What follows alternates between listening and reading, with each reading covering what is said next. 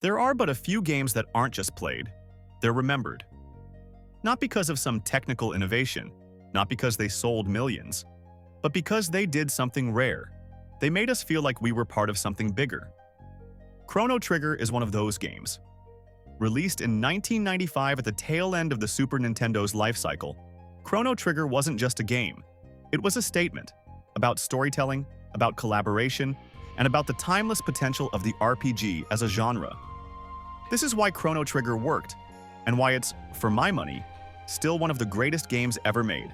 The term Dream Team gets thrown around a lot in game development, but Chrono Trigger might be the only time it actually fit. Yuji Horii, creator of Dragon Quest; Hironobu Sakaguchi, creator of Final Fantasy; Akira Toriyama, the artist behind Dragon Ball and Dragon Quest. This wasn't just Square's A-team. It was like assembling 3 different RPG religions into one holy text. It was the 92 Dream Team of JRP development. But what's more important than who made it is how they work together. Chrono Trigger feels cohesive because it was designed with unity of purpose. Every mechanic, from time travel to dual tech attacks, feeds into its central fantasy that you, the player, have the power to change history. Time travel stories are hard. They're messy. They're full of paradoxes and plot holes. But Chrono Trigger pulls it off, not by being scientifically accurate, but by being emotionally coherent. When you visit a ruined future, you care, because you've seen the past. When you plant a seed in 12,000 BC and see a tree grow in 1000 AD, you believe in your impact. It's not about absolute logic, it's about real consequences. These are tiny things, optional, but they make time feel alive, like your actions matter, not just to the plot, but to the world. And that's rare in any game, especially one that was released 30 years ago. Then there's the combat. It's turn-based, yes, but it's fast. There's no random encounters, no separate battle screens, no bloated UI. Enemies appear on the map. Positioning matters. Dual and triple techs give characters a sense of chemistry, literally. Frog and Chrono team up for X-Strike. Luca and Marley can freeze time. The game's combat isn't terribly deep by today's standards, but it's streamlined, accessible, and crucially, never boring. Chrono Trigger respects your time, which is ironic for a game about manipulating it. What makes Chrono Trigger work isn't just that it has a great story, it's that its characters feel alive in that story. Frog isn't just a medieval knight, he's a tragic hero dealing with guilt. Robo isn't just a robot, he's a meditation on purpose and autonomy. Isla could have been comic relief, but instead, she's one of the strongest, most confident characters in the game. Even Silent Chrono works, because the story respects him as a presence. When he's gone, spoiler alert, you feel that absence. When you bring him back, you feel the weight of that miracle. Moments like this, characters talking around a fire, wondering if they're doing the right thing, these aren't just filler. They're what make you care about saving the world in the first place. It's something that I feel is missing from a lot of stories these days, not just video games, but wider media in general. Stories that touch the heart aren't made with the massive action set pieces. They are made with the quieter, humble moments when the superheroes are human again, even if only for a short time. Today, multiple endings are common, but back in 1995, it was revolutionary. Chrono Trigger has 13 endings, and most of them aren't just good or bad. They're weird, creative, and sometimes hilarious. Beat the final boss early? See a developer room. Forget to revive Chrono? The world moves on without him. Do everything right?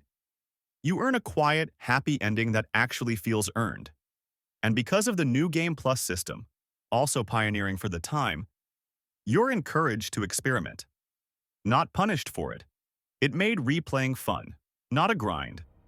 Yasunori Mitsuda, composing his first major game soundtrack, didn't just write music for Chrono Trigger. He sculpted emotion into a timeless melody. You don't even have to play the game to feel something when you hear Corridors of Time or Frog's theme. This isn't just nostalgia, it's craftsmanship. Every piece matches the mood of the moment, from triumph to heartbreak. It's no exaggeration to say the music helped carry half the emotional weight of the game. That's not a bad thing. Chrono Trigger has no voice acting. The music is what the story unfolds to, and what a powerful thing that is.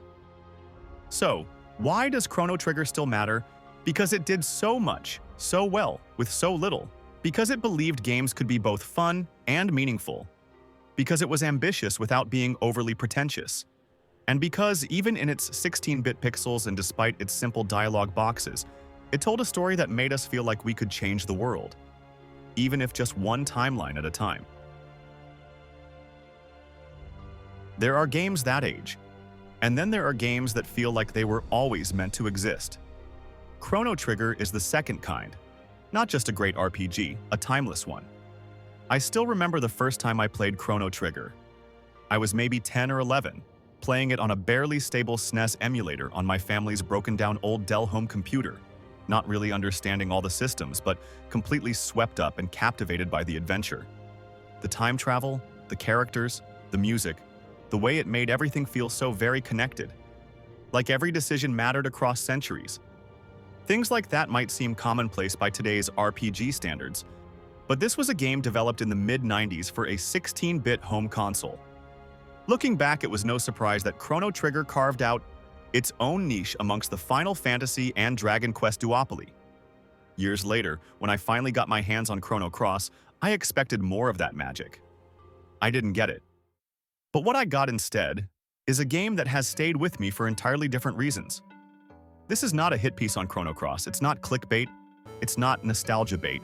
This is an honest attempt to understand why a game so beautiful, so ambitious, and so emotionally rich also somehow feels like a failed sequel. Before we talk about Chrono Cross, we have to define our terms. What does it mean to be a successful sequel? A sequel can go two ways. It can continue the original, deepening its characters, expanding its world, or it can subvert it, challenging what came before. The best sequels manage to do both. Chrono Cross tries to be the second type. It doesn't continue Chrono Trigger. It interrogates it, and in all the wrong and most confusing ways. And that, I think, is where it alienated so many people, including myself. Where Chrono Trigger was a time travel story, Chrono Cross is a multiverse story. But more than that, it's about identity, fragmentation, and the struggle of loss. You see, you're not just moving through timelines. You're moving through what might have been. Alternate selves, broken realities, and everything in between. Serge, the protagonist, is less of a character and more of a cipher or a self-insert. Literally silent, without a defined personality. When I was younger, that frustrated me. I couldn't connect with him the way I connected with Chrono or Luca or Frog. But looking back, I see now. That was an intentional choice. Serge isn't supposed to be you. He's a mirror for a world that's been fractured by decisions no one remembers making. This is where the game gets both interesting and difficult in equal measure. Because it's not just telling a story, it's telling a meta-story. And unfortunately, that means stepping on the legacy of Chrono Trigger to get there.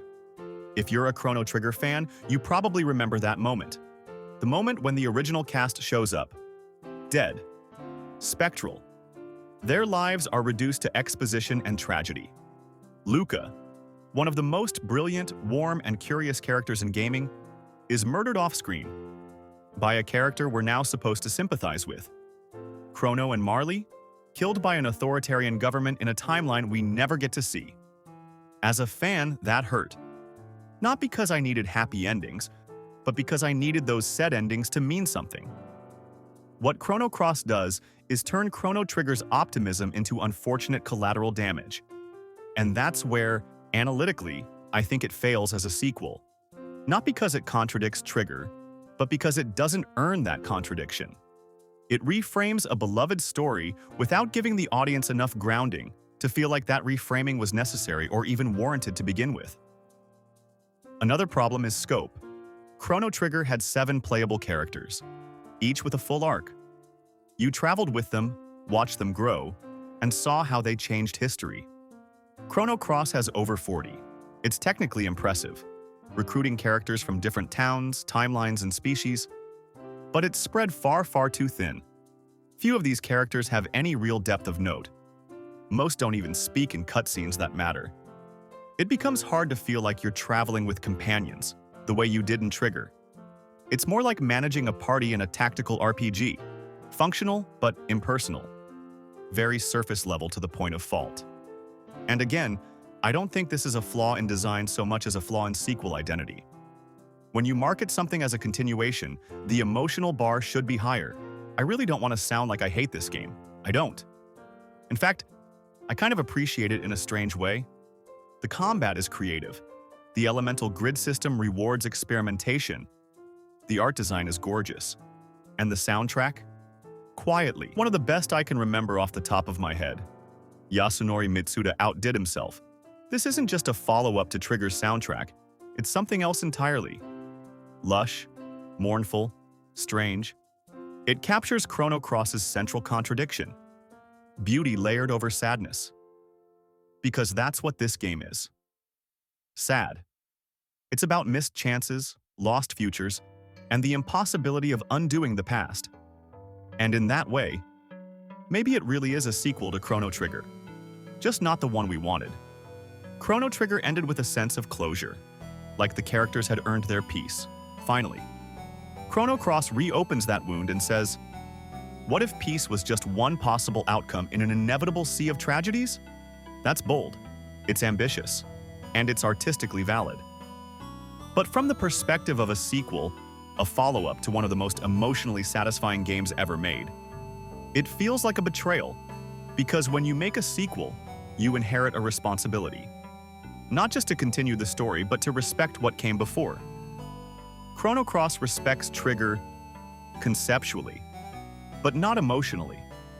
And that's why, in my opinion, it falls short. Chrono Cross fails. There's a version of Chrono Cross that's perfect. I don't know if it ever existed, maybe it's in another dimension, but the version we got is a near great that broke its own lineage to become something different. It is, simultaneously, a failed sequel, and a brilliant standalone game. It asks more than it answers. It gives you beauty, but takes away comfort. And maybe that's okay?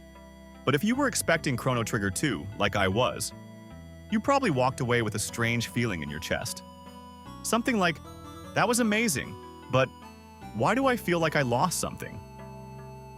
At its core, I guess that is the real tragedy of Chrono Cross.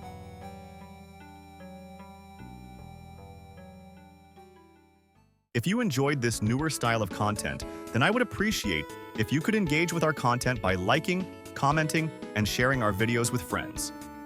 This massively helps our content find other like-minded people in the YouTube algorithm. Again, thanks for watching.